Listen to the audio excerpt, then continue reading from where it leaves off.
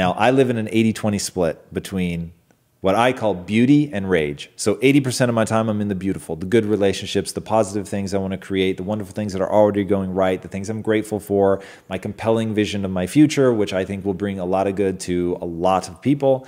But then I spend 20% of the time in rage, in self-hatred, in being fundamentally disappointed with who I am today and what I've accomplished, in knowing how much more I could do, in focusing on the enemies who want to see me destroyed, the people that actively want me to fail.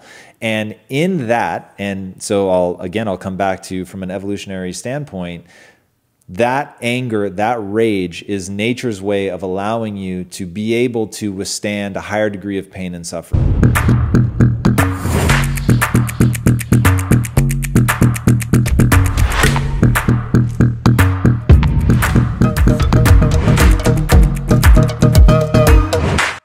All right, guys, welcome back to the show. I'm here with the one and only Tom Bilyeu, who's the co-founder of Quest Nutrition, and now we're here at the Impact Theory Studios. Yes. So thank you so much for coming on. Thank you for having me, man. It's an absolute pleasure to be here. So I've been seeing you everywhere online. I was just speaking with Alex, and you guys seem to be just all around the web. I don't know if it's an algorithm you guys have, but it's amazing the amount of presence you guys have, and you guys just really picked this up in January. Yeah. So what's been that transition like, going from running a billion-dollar company into becoming more of a thought leader and needing to be in front of the media? What's been the biggest mindset shift for you? There actually hasn't been a mindset shift. So that, to me, there are universal principles to success, and they're going to apply no matter what you're doing. Now, the specific skill set obviously is going to become very different. So there's things that I'm focused on now that I wasn't before. And there's certainly things that I am no longer needing to focus on, like manufacturing and things like that, which was a universe unto itself and really took an inhuman amount of time and energy.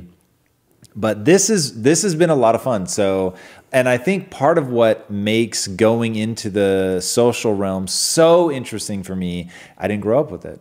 So, you know, millennials and Gen Z for short, like they just take it for granted. Yeah. So for them, do you know the David Foster Wallace talk, This is Water? I don't.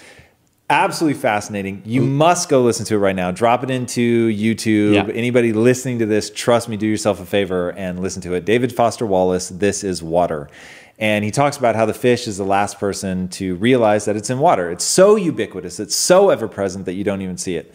And that's what social media is, certainly to Gen Z and very much so for millennials as well, but not at all for my generation. So I didn't grow up even with the internet.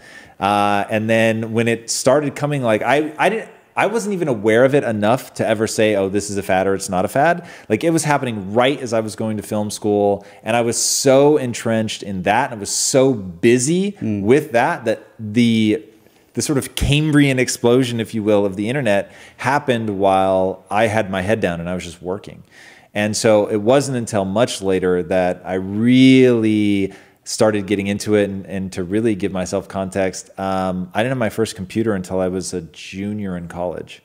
So wow. So my first 2 years I had a word processor, and so it's totally different. So for me, I'm not slipping into some of the negativity that people have about it. I was just talking about that this morning on a series that my wife and I do called Relationship Theory, where we, just talk about all things relationships. And normally we shoot it on a Monday, but I was off filming another person's podcast up in the Bay Area. And while I was sad that I had to postpone Relationship Theory, which has become actually important in my marriage, let alone my business, and because I was meeting these guys that I had met socially, and they have an amazing podcast, and we clicked, and I was actually there to promote a company that I got involved with through the show Impact Theory, if you remember the V.S. Ramachandran episode. Yeah. So it's all this stuff coming together, and knowing that I use my show to meet incredible people, and then real relationships build from that.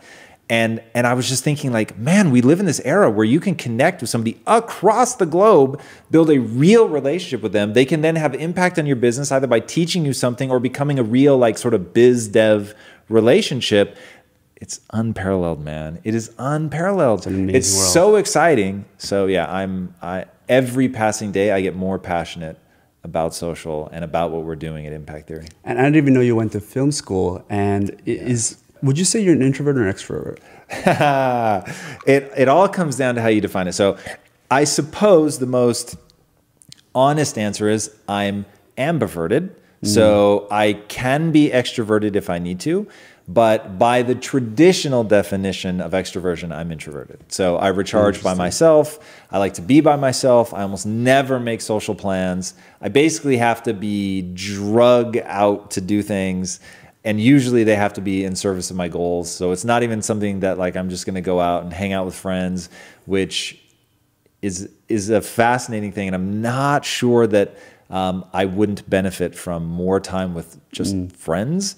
But do you get exhausted though when you're at networking parties for multiple hours? Not only do I get exhausted, I just want to leave. So I'm always trying to find, like, when I can connect one-on-one and really, this is interesting. You're making me think about this in real time. So either connect one-on-one or be there with fans of Impact Theory. I will answer questions I've done it for up to 8 hours, where I just stand in a group and I just answer their question after question about building a business, about relationships, about mindset, about how to succeed in life, whatever that looks like, being a linchpin. So that for me is the one time where I'm like, I love this so much that I could keep going and going and going. So even though that will never happen by accident, like I have to plan it out and know that I'm going to do it. When I'm doing it, I'm like, this is so unintroverted of me to like really be into this. You're like surprised at yourself. Interesting. Because your biggest asset now is really being able to find great ideas, being able to filter it. So that introversion is certainly necessary. Where do you get your best ideas? Is it when you're by yourself? Is it when you're with your wife? Is it when you're Well, this is a very process-driven thing for me, and I think it's very process-driven for everybody. I just don't think most people do the process. So mine goes something like this. I go to bed very early, so I'm in bed by 9 p.m. like it's a religion, and I do that because I want to wake up early. And in waking up early, now you get this time where the world is just silent. It's still.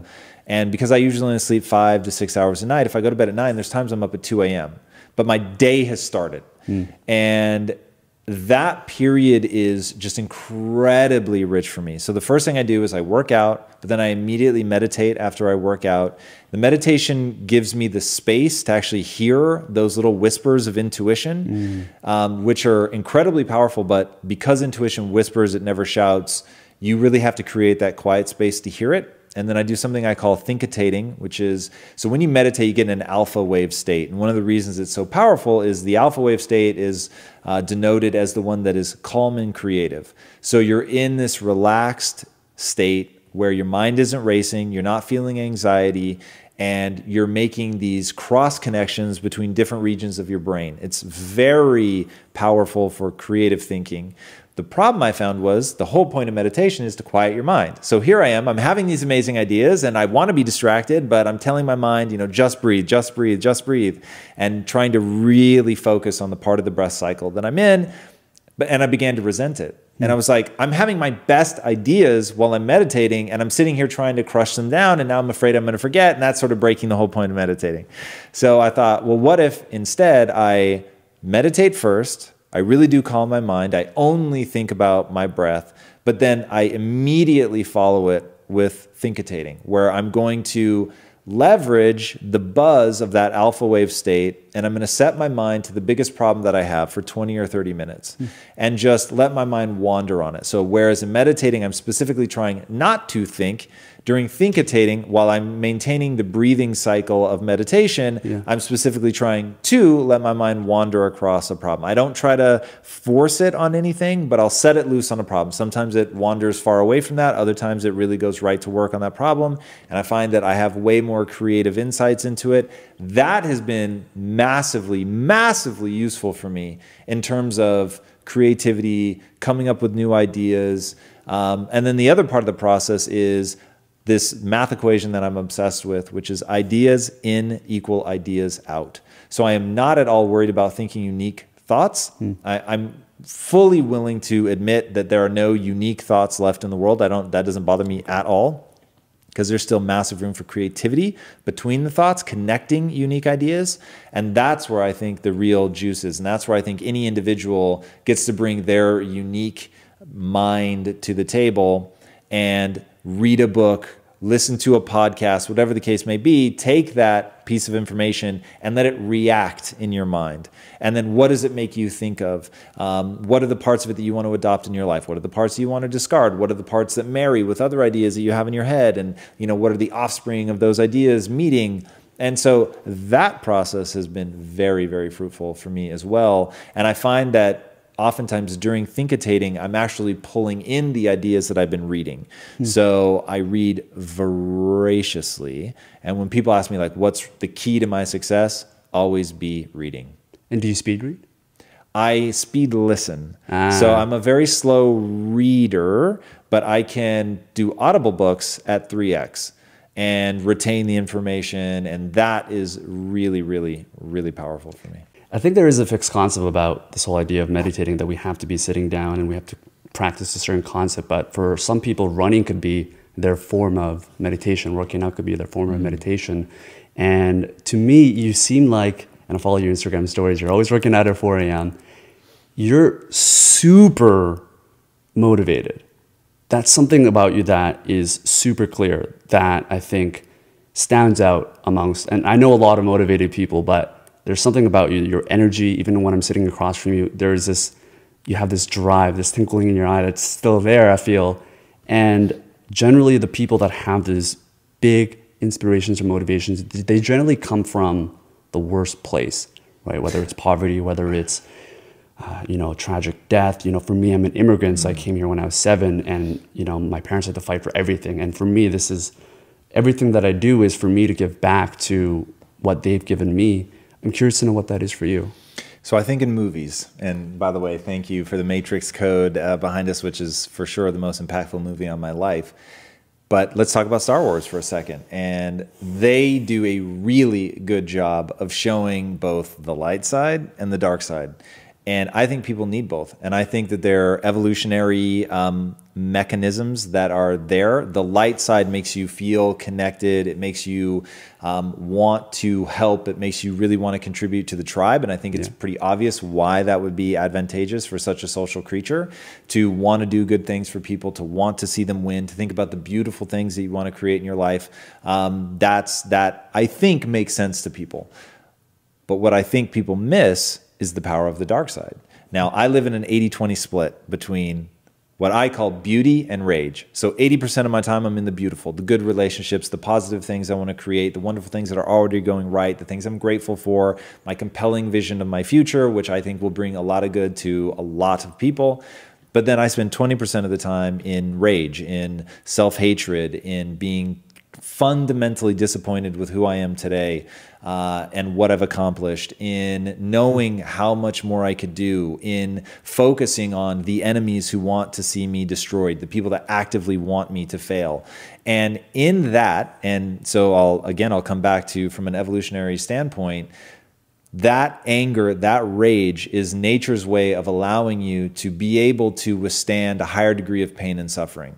So if you take, they've done controlled studies of this, absolutely fascinating. So if you take somebody and you want to see how much pain they can tolerate, what they do is they make you submerge your arm in ice bucket. So it's actually worse, like ice water. So you've got your arm in there, and at first everybody's fine. You don't have to do anything. But then after like 3, 6, 10 minutes, it's brutal. And it really begins to be this mental torture where it's like, how long can I endure this? Because they know I can pull my arm out at any time. So how do I manage to keep going through this?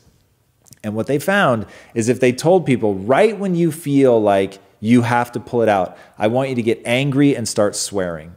And when they do that, they can stay for 30% longer by triggering an anger response, by being aggressive, by really like enraging themselves. So you can imagine if you encounter an animal, a warring tribe, like whatever, and you need to show up at that moment. It isn't thinking the beautiful thoughts. It's fucking bloodthirst, man. It is like, I am not going to lose. I'm going to rage into this person. I'm going to go with everything I have. And in that adrenaline, that aggression, that like anger and rage, you're able to deal with what you're actually in the middle of, which is going to be high degree of pain, which obviously is going to be suffering. So it is a tool that we've been given that lets us really push. Now, it's when people lose the balance and they spend north of, in my opinion, north of 20% in that it begins to be corrosive. So if you're spending north of 20% of your time focused on the people who hate you, focused on how disappointed you are with your own results,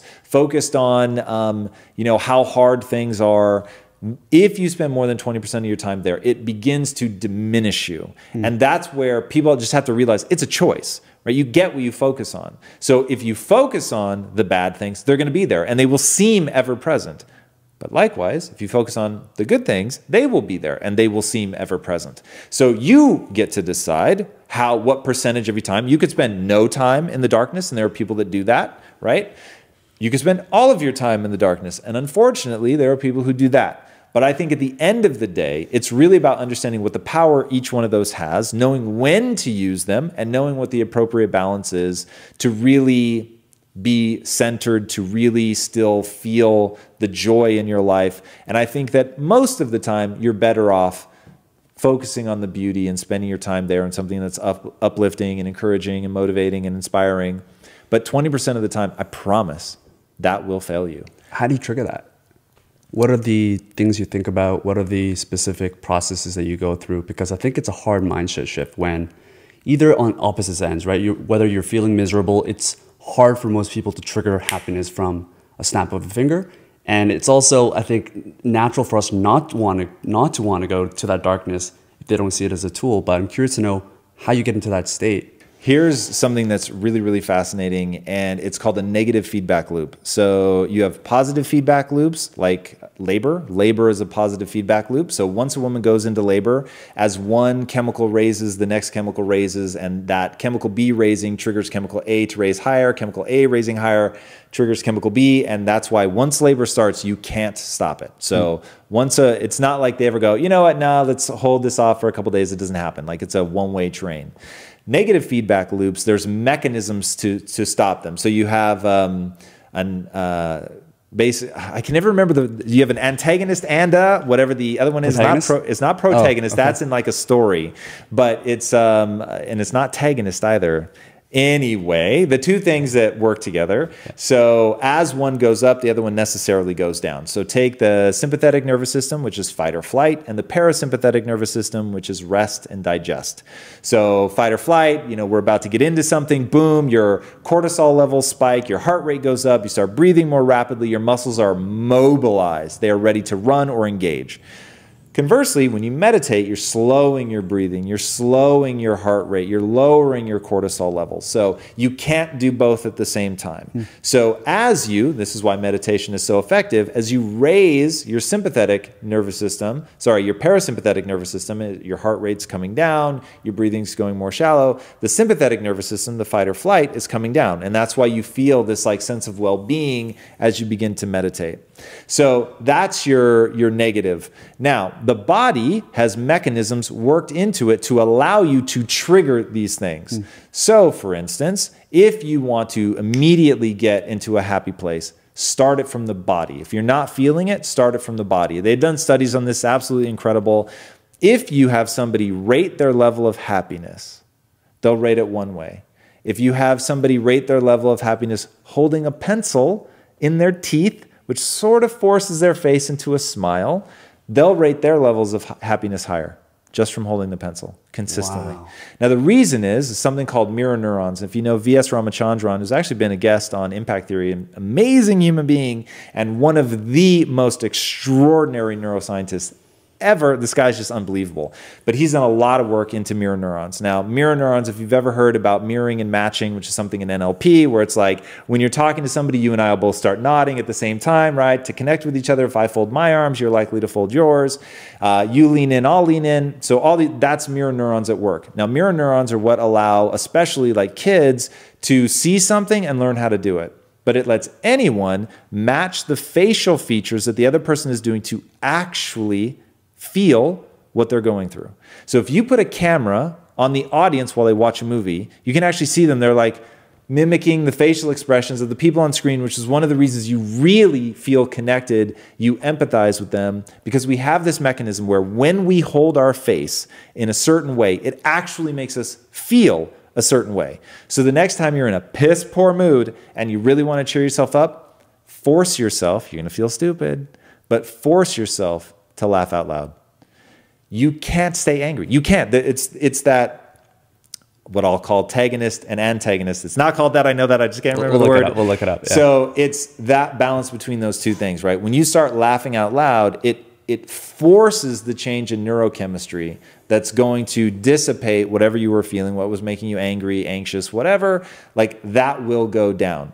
So conversely, if I really wanted to trigger the rage, the anger, not only am I going to force myself to think about something that enrages me, but I'm also going to furrow my brow. I'm going to take a more aggressive stance. I'm actually going to flex my muscles. Like doing things like that make you feel like literally just doing that now, lowering my forehead, bringing my brow down, flexing my muscles, gritting my jaw. Like it makes me feel aggressive, right? So you can very rapidly, once you understand how the body and mind work together and how they are inextricably linked and how doing something to the body will immediately impact the mind, which is why I begin my days with working out, even though I hate working out.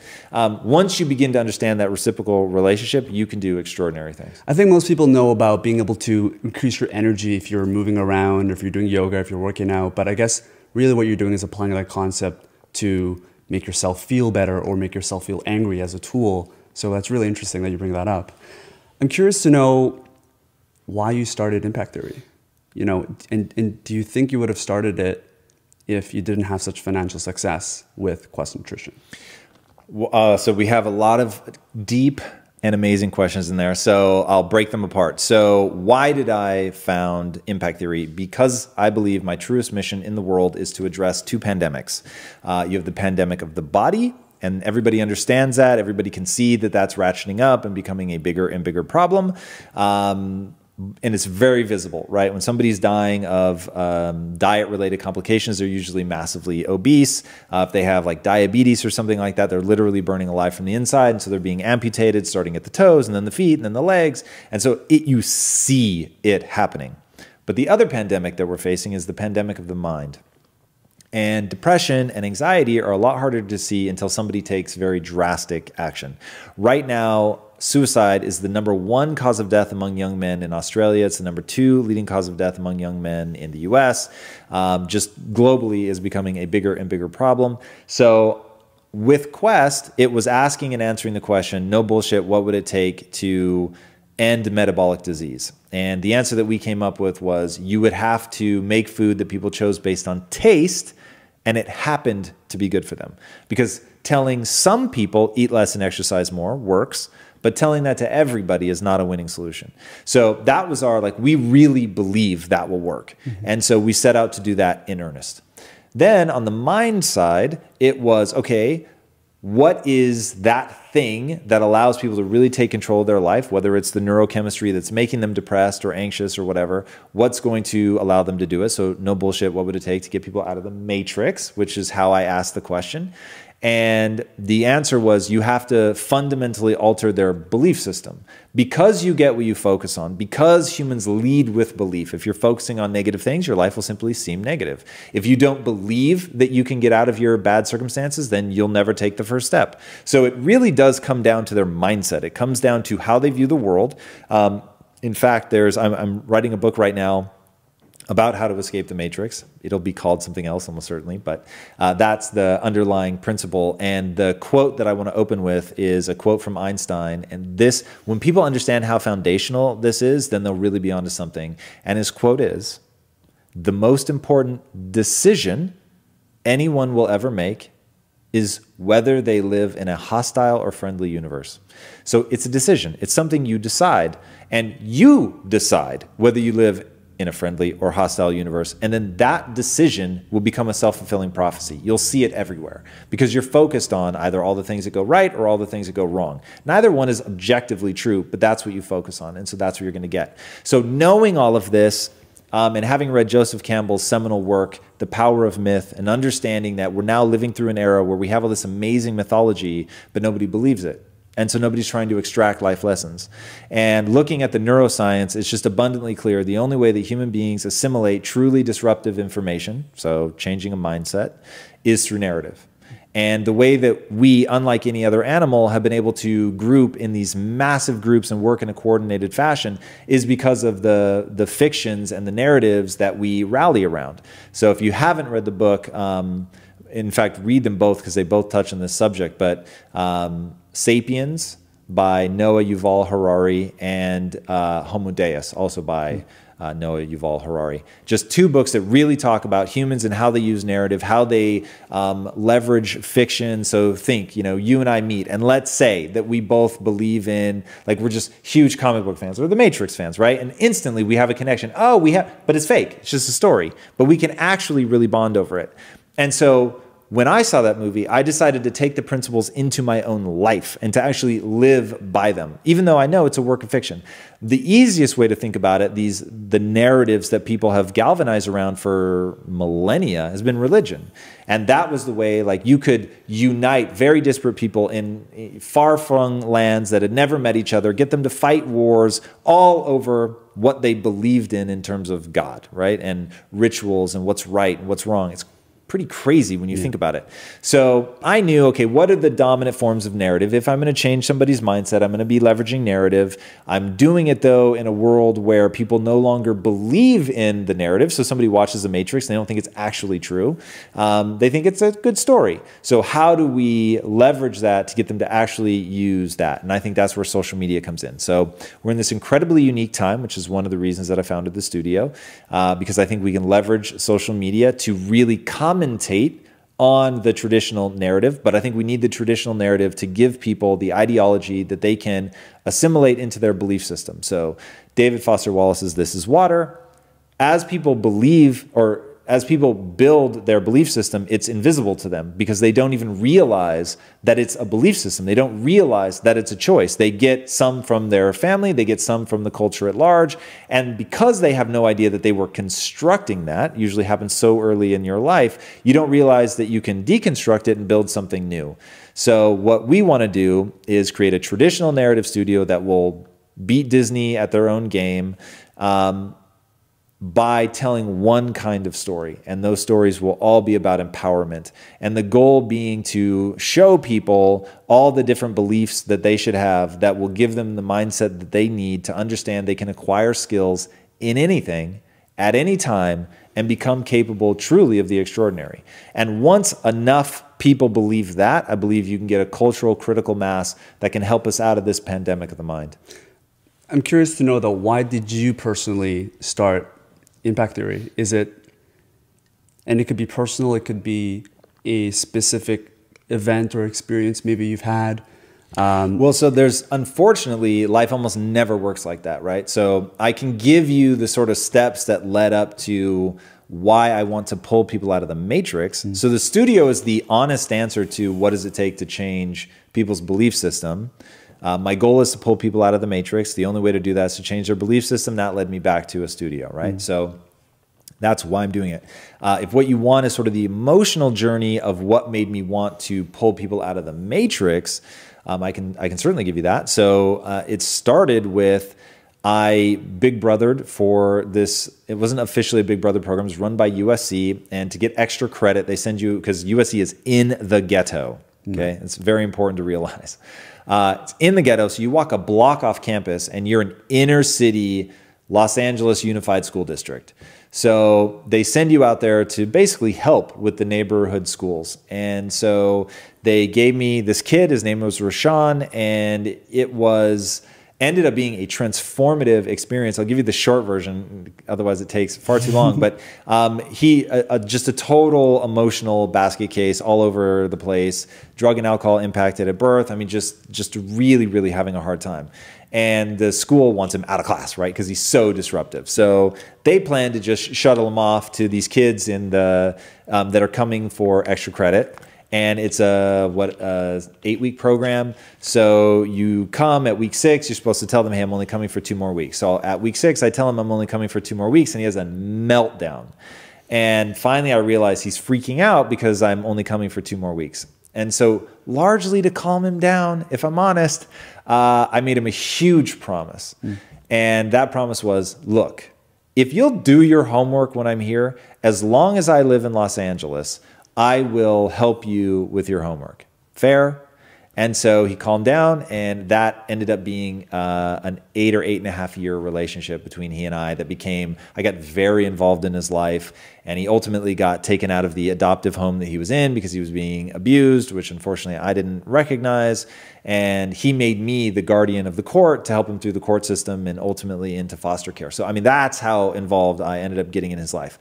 And trying to take him, and I was young and broke and didn't have my own mindset where it is now. So I'm somewhat heartbroken that I was able to help him really quite little, other than to show him that somebody cared. And that really left a lasting impression on me about how frame of reference is everything. And so I used to try to take him to see movies in Beverly Hills just so he could see something beautiful, so he could see a part of life that he wasn't used to because he lived in Compton. And so I wanted him to see that beautiful stuff. And so that's seed number one. Then flash forward years later, I'm developing my own mindset and all that. And so I stayed with him, by the way, just to wrap that up. I stayed with him until the foster system moved him like 2 hours away. It was out into the desert, and it was just, I was broke and working and didn't have time to go out and see him.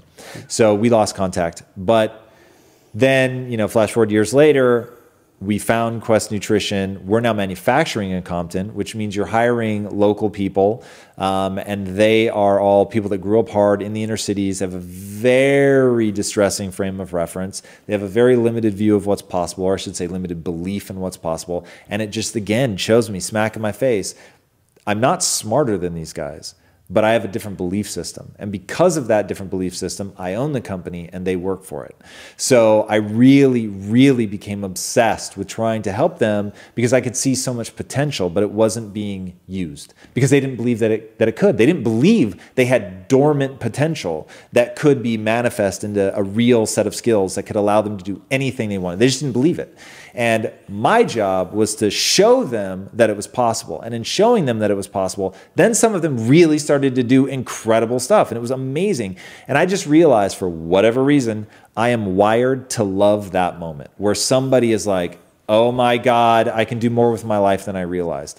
That to me is so beautiful and so profound. And I've told the team this, I don't have the energy and the will to build a studio for the sake of making good movies. I just don't. It's very interesting to me. I love filmmaking, love comic books, love TV shows, love them, but not enough. Not enough to risk my fortune, not enough to show up every day and play as hard as I'm playing, not enough to get up at 2 a.m. and like really go after, just not enough. And so it comes down, the thing that drives me is that. It's those people that I know that they're incredible and they could do something amazing with their life if they just had a more empowering mindset.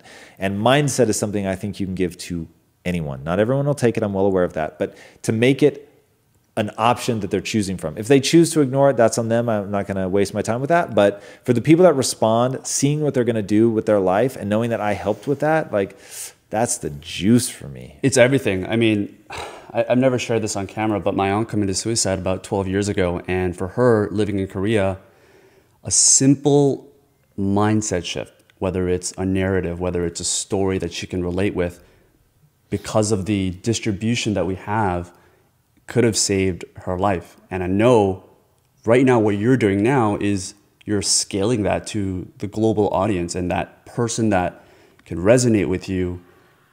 I mean, maybe you won't hear every single story, but you know that's what's happening, right? And you're able to really bring that to light. So I think it's amazing that you're doing. The mindset is so powerful. And I think the people that you talk to in Quest Nutrition, or the people, or the person that you big brothered, it seems like a lot of them are in a scarcity mindset. Definitely. So what are some of the things that people can do now to escape the matrix and to get into that growth mindset? Is it a mentor? Is it, what are some of the practices that you think they should take? Yeah, so I think there are a few things, and I tried to put together, one of them is read, and I tried to put together what I think is the ultimate book list to give somebody an empowering growth mindset. You can find them on impacttheory.com. It's 25 books in order that I think that they should be read, starting with Carol Dweck's seminal work, Mindset, which is just the absolute place to start. So going through those books, if you read those 25 books with a truly open mind, wanting to be changed, a willingness to act immediately on the things that you learn, by the end of the 25 books, you will be a fundamentally different and far more empowered human being. Just period. The other thing is you live in an amazing age. You have access to some of the world's greatest thinkers who are pumping out content on a daily basis. I mean, it's crazy. And this is another reason I'm so amped up on social is I can't imagine where I would be now if I had access to this kind of content when I was 15. Like, forget it. I'd be so much farther ahead. I felt like I had to learn everything the hard way. The only mentors that I really had in my life were books. So, and those are powerful, don't get me wrong. Like, books are incredibly powerful mentors. But when they're your only mentors, that sucks. And so now you can become a part of a community. You can, and that's something that I think about a lot is building community and being of service to them. So for instance, we're about to cross over 100,000 likes on Facebook. So for that, thank you. Yeah. For that, I'm going to be for 24 hours. I'm going to be on camera answering questions like for 24 hours live because I want people to know that I want to be of service. So the only way that I can think to really thank them is to be of service nonstop, 24 hours. So they know I'm willing to suffer for them, to bring value to them. And that just seems like the right way to thank them for me, to make sure that every single one of those questions gets answered. And in fact, I'll just say it here for the first time, like I'll stay up longer if I have to. If there are questions to be answered and they're sincere, if somebody's trying to troll me, I'll ignore them and go right to bed. But if you have a sincere question, then I will answer it, even if I have to stay up longer. It's amazing. I think the scalability of being able to find a mentor is so powerful with the content and the YouTube and the amount of books that are out today. Do you think that having a personal mentor, a real life mentor, you can go to their house and drink coffee, do you think that's still relevant and as important as it was maybe 20 years ago? It's definitely still relevant. I don't think it's as important because back in the day, that was sort of it. Like that was your only way. You couldn't sit and learn from somebody by watching their videos or by reading their blog articles or their books.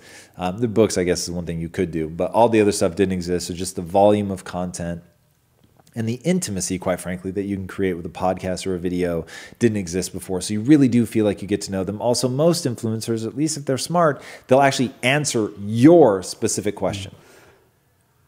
You talked about your interns being fearful of or excited about certain things. You've achieved so much at this point. You've built $1 billion company. You now are interviewing some of the greatest minds of the world. What are some of the things that scare you today? And how do you deal with that? So here's the bad news about my mind. There's not a lot of things that scare me because I'm not risk averse. So, and that's probably what I should be scared about, is that I really see opportunity. I really move towards things. The honest answer, what scares me to death is getting brain damage and my wife dying. Those are like paralyzing fears for me. So you're not going to see me do dumb shit that like could give me head trauma. You won't see me on a motorcycle. You're not going to see me speeding down the highway. Like, dude, that really truly scares me. Because if I lost all my money, you can't take my skill set. Okay, so I can build back. So that doesn't scare me. It doesn't sound like fun. I have absolutely no interest in it, but it doesn't scare me. So I'm willing to take risks with money, and if we lose it, whatever, and we'll just build back up. So that doesn't have its grips on me. My wife, what we have is shared experience. And so there's no, like, it's the only thing you have to earn again in real time. So to be where we are, 17 years of ups and downs and starting broke and building this empire together, and like the becoming wealthy with your best friend, like from your efforts and energies and having built something, is unbelievable. And to share a vision for how you can impact the world on a global stage, and then to set about executing it, knowing that you have to get better and you're not the people you need to be yet, and you're going to work with each other to encourage each other to like really grow. Like, and then just all the times where they went through heartbreak and you were there for them, or The time that I locked myself in between two doors when we got in this huge argument, my wife had to come let me out, and then we both pissed our pants laughing because, you know, how dumb it was that I got locked. Like, you have all these little memories that make up this beautiful shared experience. And the thought of losing that is terrifying. And so I don't believe that there's one person for somebody, but I believe every day you spend with the person that you're committed to it's making that relationship richer and richer and richer. And there are exactly zero shortcuts to that. So those two things scare me. I know you didn't do relationship theory, so we're going to deep into relationships a little bit. Let's do it. You've been with your wife for 17 years now, and you started at nothing. So to be able to go through that journey together, where both of your mindsets have shifted, you've gone through some of the shittiest times and you've risen to the top. And obviously there's still problems and conflicts that you guys will face that maybe aren't on camera, and I'm sure. What's been like the evolution of that relationship? And I know today people put this pedestal on power couples and being, you know, perfect on camera when you're together. What's been that evolution like, and how has your relationship evolved from starting from nothing to where you guys are here today? It's been amazing, man. And look, my wife and I, the one thing we don't do is try to be cool. So we're pretty raw and vulnerable in the show and walk people through like all the dumb stuff that we did to have to learn lessons. One thing that I'll say in the beginning is my wife would get upset too fast, and I would get upset too slow, only to then stay pissed for a really long time. So like managing that, like how do you deal with when the other person actually hurts your feelings and you have legitimate reason to be upset? How do you navigate that? That was something we got very good at very early on that has served us so insanely well. Learning to communicate in a language that the other person can understand. So it's not enough to say the right thing. You have to say it in a way that they will actually be able to understand. Defining terms has been huge for us. So like, what does the word important mean? What if you say you promise, like, what does that mean? So things like that have been just insanely, insanely important for us. We started as I was the one working and she was the housewife, and went from that to being equal partners in a business. We founded Quest together. We had other partners, but we founded Quest together. And then we founded just the two of us. So it's really been fascinating over the last 10 years to become business partners and to see what that's like, and our relationship evolving over that. And one thing that was really an evolution was she went from being a housewife, totally a supportive role. She was laying my clothes out for me every night. She was making all of my food, keeping my calendar. I mean, it was amazing, the degree to which she took care of me. And then she started working at Quest and was so involved and building out her own department and having to really toughen up and become business savvy and all of that in that process, no longer doing all that stuff for me. I had to do my own clothes and make my own food, you know, oh, woe is me, right? But it was a shift for us. It was totally different. Sure. And so watching her become a truly strong and empowered woman was not easy for me. And so I had to go from the selfish place of this woman takes care of me all the time, and it's amazing, and now she's doing her own thing, and I have to sacrifice and give up that part of the relationship, which I really liked. And I remember thinking how disgusting it was to think even for a second, I want this attention back on myself, because this is her becoming who she wants to become. She's literally blossoming as a human being. She's becoming more powerful. She's enjoying her life more. She's pursuing the exact path that she wants to pursue.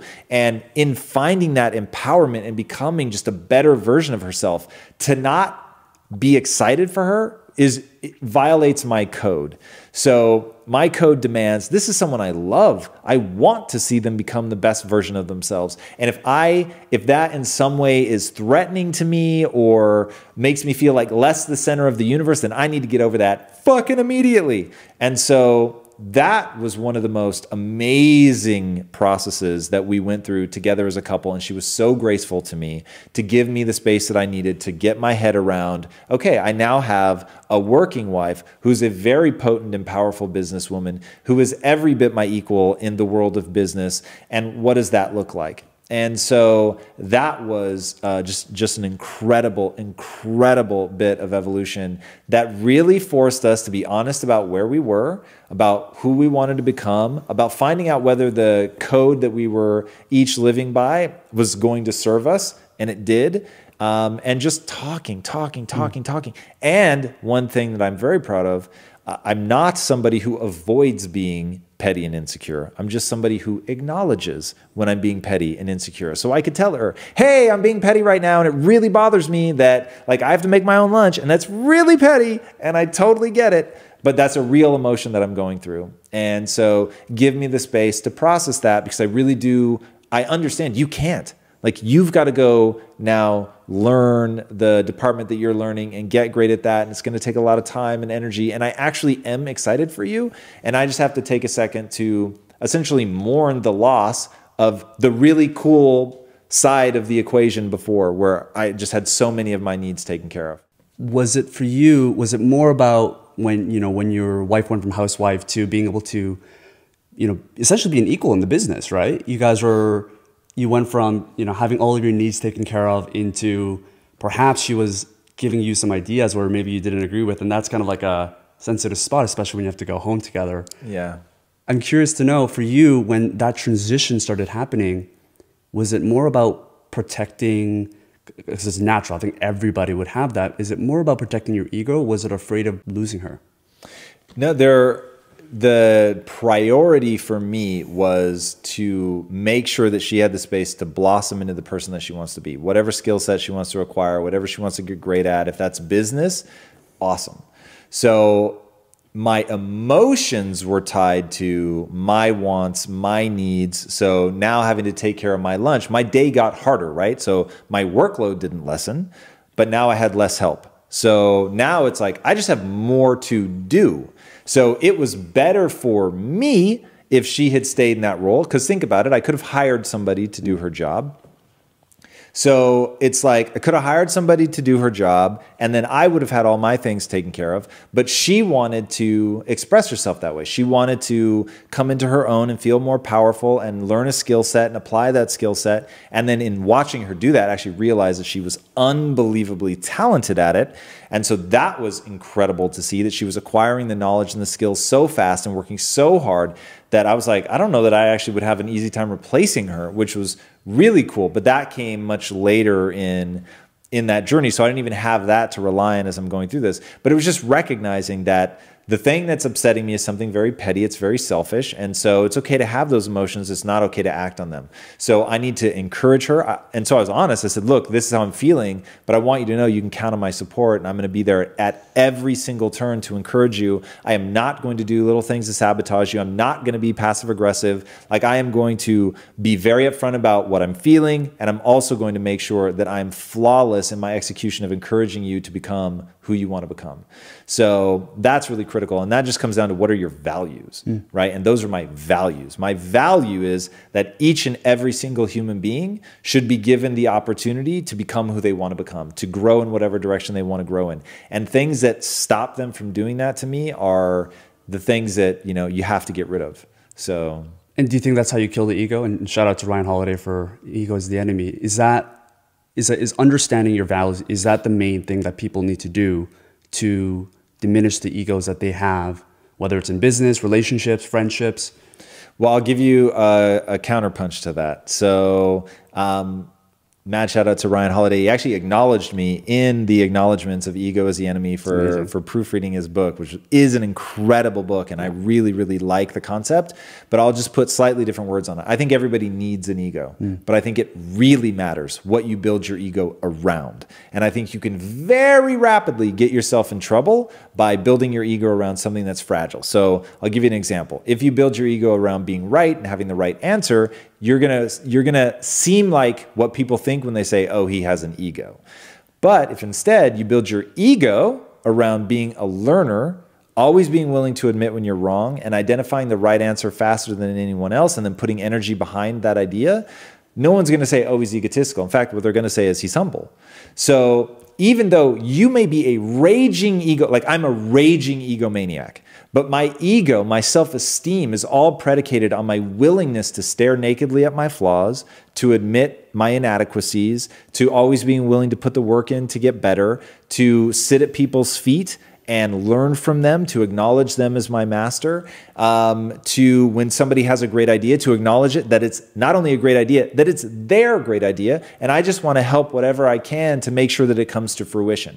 People want to be around somebody like that. It makes them feel better about themselves. It's somebody helping to get this idea across the finish line. So even though that is very much ego-driven, I want to feel good about myself. I'm doing things specifically to make me feel good about myself, right? I'm admitting that I'm wrong because I get a neurochemical rush, not a feeling bad about being wrong, because I don't prize myself for being right.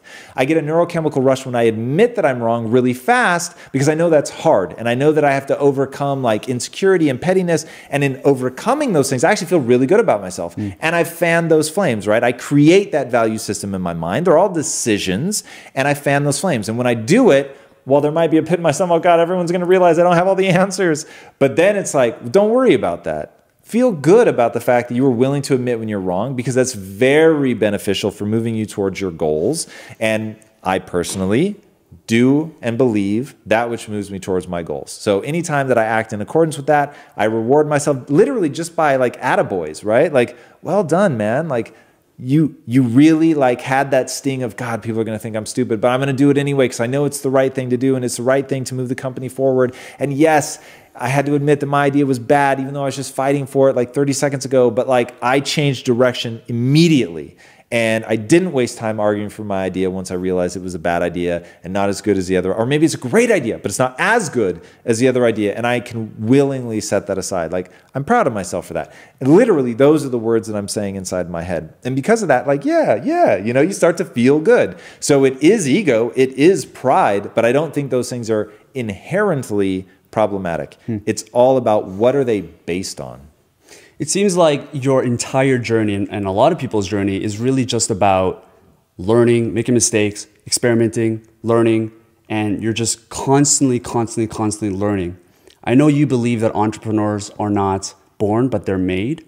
I'm curious to know, and this is the final question, if you had 90 minutes to teach a university or set up a curriculum and teach a specific topic or a course, what topic would that be, and why would you choose that topic?